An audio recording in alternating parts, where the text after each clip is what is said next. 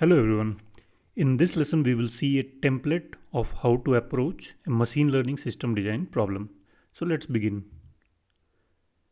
We have already seen these steps in our previous lesson, but just let's go into deep.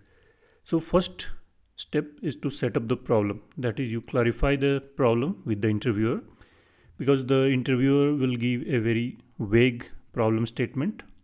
So you have to go into deep and classify all the requirements and then only start approaching the problem. So this is the first approach. We will discuss this in detail. First, let's see all the steps one after other. Once you have the problem, you have to discuss about system requirements, scale and latency, like how many users we will be using this system, then how much is the latency requirement. So depending on that, you will decide whether you can develop complex model or simpler model.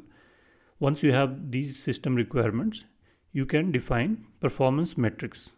So you must have a way of measuring like whether your system is doing good or not, and those matrices are called performance metrics. So you define that beforehand, and once you have the metrics defined, you will discuss or decide on the high level components. Like for example, if you have search engine, you are ordering ranking the search results, then there are multiple components. One is that processes the query, one is the user itself, and then of course not part of your system directly. Then there will be some algorithm which will find all the documents related to that search query, and then we will have some ranking system. So you can see that these are systems at high level. Within them you can go deeper depending on the requirement, but these are high level components in themselves. So in this step you will just draw the block level diagrams and how they interact with each other, and after that you will start developing your model. So before that you need a training data to train your model. So maybe you already have some system in place. In that case you can get online data, like based on how users are interacting. But let's say if you are developing this system for the first time, then you will need some offline mechanism of how you will collect the data or generate the data. And once you decide how you will do that, you are ready for further step. So you have to decide on like which features would be more important in the training. So for that we will see how we can decide on features later. But to give some high level, like you have different actors in your system. So you will see how these actors are interacting with each other, and what are the features of those actors, what are the features of one actor interacting with the other that is generated. So those things, for example, if you are recommending a movie on Netflix, then one of the actors would be the user itself. So depending on what will be the age of the user, which location they are, or depending on the context, you can decide on multiple features that can help in training. And then you can finally train your model. You can decide on best training strategy, like whether you want to train from scratch or you want to do some transfer learning, take some pre-trained model and fine tune for your use case. It will also depend on how much data you have, because if you have a small data, you cannot go ahead with a very complex model. Or if you go ahead with some complex model, then do you have a good pre-trained model on which you can fine tune with your small set of data. Also this strategy will depend on your system requirements, like scale and latency, like what is the bandwidth you have for latency, like how long the user can wait. So depending on that you will decide different models and the best algorithms. And then later comes evaluation. Like once your model is deployed, you will see how users are interacting, and you will get some data from there, and you can further evaluate how good your model is doing, and you can further refine your model. So that's the last step. Now let's come to the first step, that is setting up the problem. So how should we approach this step? So this is very crucial, because you may go in the wrong direction if you are not very clear on the problem. So generally these questions are very broad, like how do you design a Twitter feed system. So this is a very broad statement. You cannot do everything in some, let's say, 40 minutes of time. So of course you have to focus on some specific part of this. So clarifying the question is a must. So you will ask question to narrow down the scope of the problem.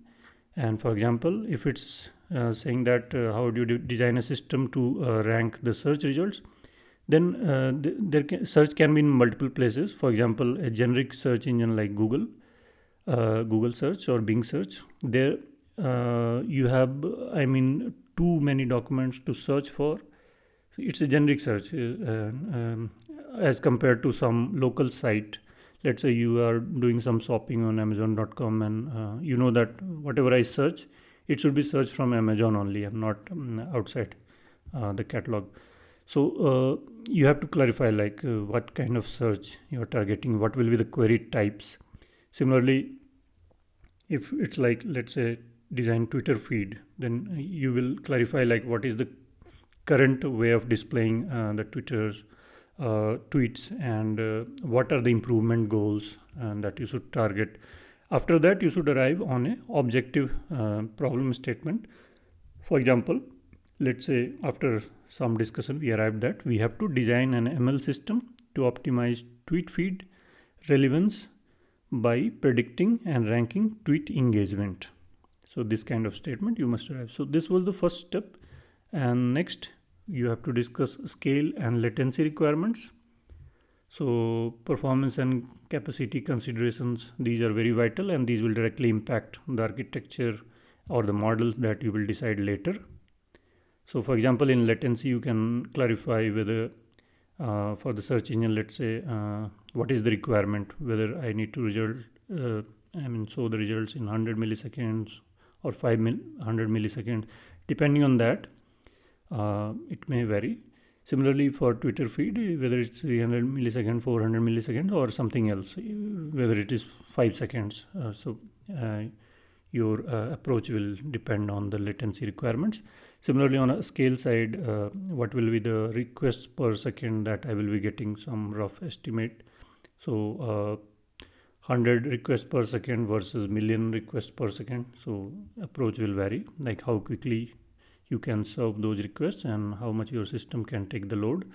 What will be the data volume, how many items need to be ranked, whether you are trying to show 1000 top results or you want to show, let's say, top 10 results. So you have to clarify all of these things. And now next is defining the metrics, performance metrics. So these can be of two types, for offline testing and for online testing. For offline testing, you will define offline metrics, and these are generally used in development phase, and online later when you are evaluating the model and refining the model. So first let's look at offline metrics. So these are important for defining success criteria early. So you are still in the development phase of your system. So you cannot wait for its feedback from users, because you are still developing it and deciding on what will be the best approach. So you have to use some offline metrics to decide on how good your model is doing. So these are mainly used in development, and these can be generic as well as component wise. For example, generic metrics that work in most of the cases, you can go ahead with AUC, log loss, precision recall, F1 score. So these are generic matrices. And then you can have some specific like NDCG. So these are used for search ranking. So NDCG, I think it's normalized discounted cumulative gain or something. So if this parameter shows whether how well the results are ranked. So it's a measure of that. So some of the online metrics, so these are mainly used once your model is deployed, otherwise you cannot get some online data for evaluation. And these again can be component wise as well as overall system end to end. So for example, component wise, again NDCG for search ranking evaluation, and end to end can be like it's the complete system end to end and not some sub component within it. For example, this NDCG will be mainly useful for if you have, let's say, some query processor which processes the query. You have user here, and then some filters out documents from based on this search query, and then you have some ranking system. So you have some rank. So for ranking, this is the component you can use, NDCG metric. So you see that it's this metric is only figuring out how well this ranking system is working. But if you see this overall system, or let's say we have a recommender system, then or some search results ranking. So end-to-end metrics measure the performance of these end-to-end system. For example, CTR. So you are showing some ads to the user, let's say, and what is the click-through rate that the user is doing. So that is directly showing you how good your entire end-to-end system is doing. If it's impacting user retention, like how much, how many users are actively using your system, and user engagement, like whether your content is engaging, the suggestions you made, recommended. So these are measuring the entire end-to-end system.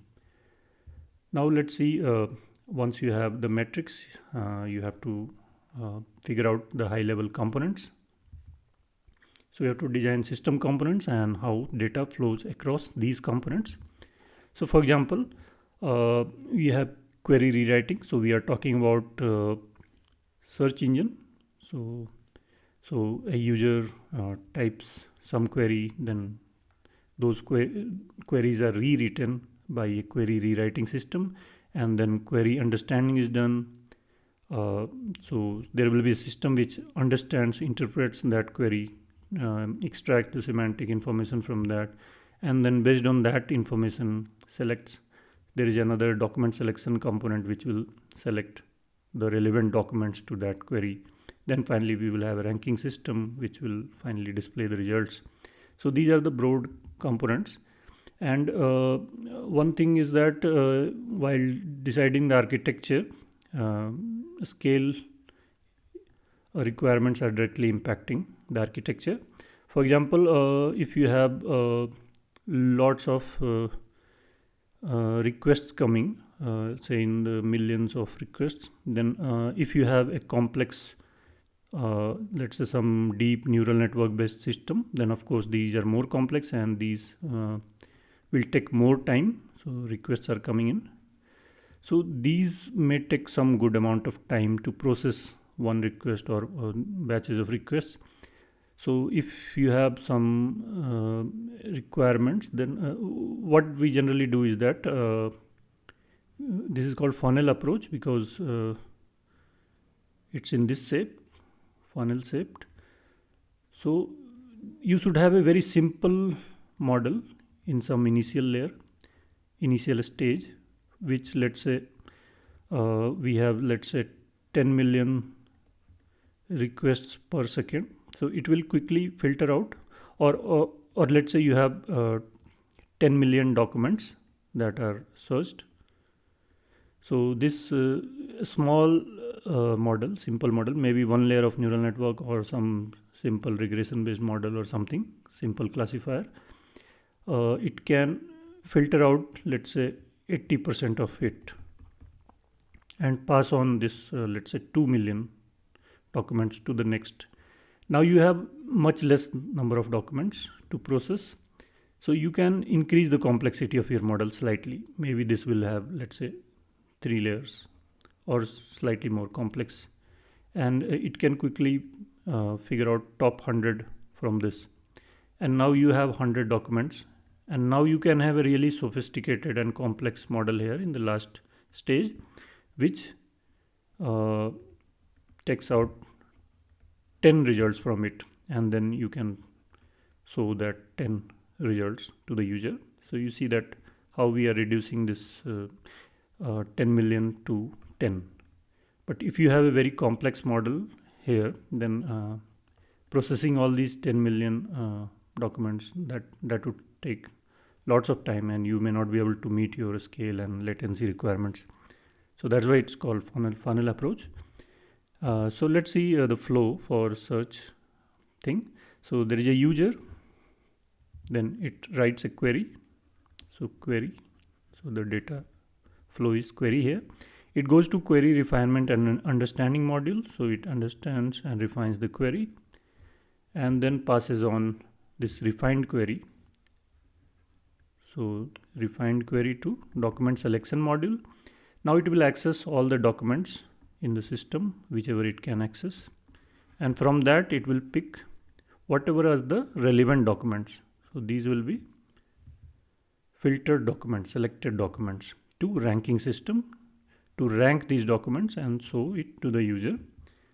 So these will show the search results, and depending on that you can further keep refining your ranking system depending on how users interact. So you are getting online data and you are doing evaluation and again using it for training or refining your ranking system. So this loop will continue. So after that you have to come up with a strategy to generate data, how you will get the data for training your model. So of course training data is crucial for learning. It's in fact bread and butter for any deep learning based model. So there can be multiple approaches. We can have human level data. For example, let's say you are designing a system that segments objects in real time, maybe let's say for self-driving cars. So you have a road and other cars and pedestrians and some signboards maybe in front of you, and let's say this is a sample input image. Then you can label it manually. So there are certain tools where you give points, it will join them. So let's say you take these 4 points, then what this will do, this forms a closed geometry. So this entire region will be selected and you can give some label like car. So similarly here, let's say you want to segment road. So you will select some points on the road, and I mean you have to keep doing till all this and it will select this. So you give some label like road. Similarly you pick some points on this car,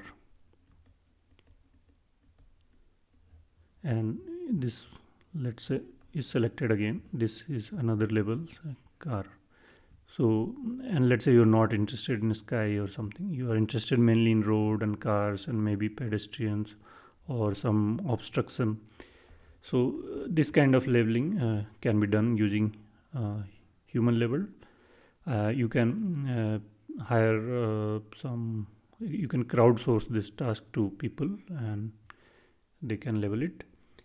And then we have open source datasets also for I think most of the use cases. Maybe it's object detection or object segmentation, image segmentation. So all of these kind of are very popular use cases, and we have a good number of open source dataset. So you can check the license on those and you can incorporate this in your training of the model. Then you can also get some online data. So these were offline methods. And then once your system, let's say your system is already deployed in production, then depending on the user's interaction, you are continuously getting some data. And depending on that online data, you can keep incorporate that into your training set as well for improving, generating new version of your model. Next, feature engineering. So training data is crucial, but we have to also identify. So for that, you have to identify actors involved in the task. So we will see an example. So let's say you have movie recommendation on Netflix. So the actors are user who is watching the movie, then the content, that is movie or documentaries, and then context. So depending on user, you can see that user has some age, maybe some 18 to 25 age group prefers some kind of movies. So this is a feature that can drastically impact on the recommendation. Some old, maybe let's say 60 to 80 age group, their choice or may be very different from this. So I'm trying to say that age is an important factor. Similarly, location. Some regions they don't speak English and they are comfortable with their local languages. So maybe your recommendations should be more in that direction. Similarly, there can be many more factors with user itself. Similarly, in the movie, what is the genre, what is the length, duration, and other things. What was the year of release, and these things also impact the movies. Some people are interested in watching the latest movies, and the other thing can be context. For example, let's say New Year is coming, and maybe some movies are themed towards New Year or Christmas, so you can most likely recommend those movies. Similarly, if there is some pandemic situation like we saw in the case of COVID, so there are certain movies which are based on that theme where some pandemic outbroke. So these are kind of giving you context or occasion. So these are the features. So these are some ways how you can identify features. So we had looked at these actors in separation, but now once you start seeing their interactions, you can get more features. Like you see that there is some user A who has in the past interacted with movie M1, M2, all the way up to, let's say, MK. And now you see what is the embedding or some from the description of this movie, you get some embedding vector from this also, this. So you have some embedding of all these movies, and depending on the user's interaction with movies, you can suggest which all other movies are similar to these, and you can recommend those. So from the interaction among these actors, you can get further more features.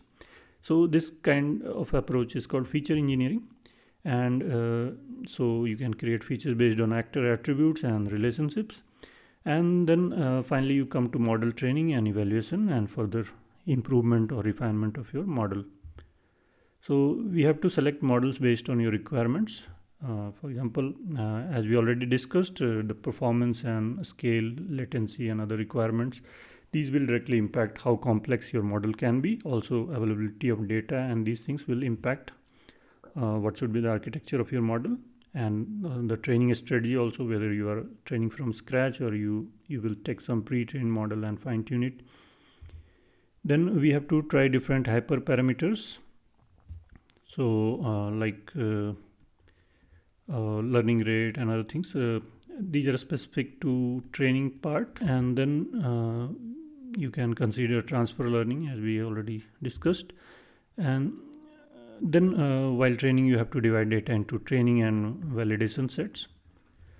So you train a model and you keep some, let's say 20% of the training data for validating the model, and so you again update the hyperparameters, you again train. So you keep that 20% for validation, and you check you trained on 80% of the data of the training data, and you validate that against this 20%, how good your model did. Then you make some changes in either hyperparameter or some architectural changes, again see it, and once you are satisfied, you will finally have some another data called test data, let's say, and you verify on that, or you can deploy it. So first you evaluate your models offline using the defined metrics. So this will help in quick development process. And then finally you evaluate your models using online metrics once the model is deployed in production. So that's all. So you have to keep all these steps in mind while approaching machine learning system design problems. Next we will see some machine learning specific concepts, and then we will start looking into some of the practical examples of machine learning system design. For example, recommender systems, search results ranking, feed system, and so on.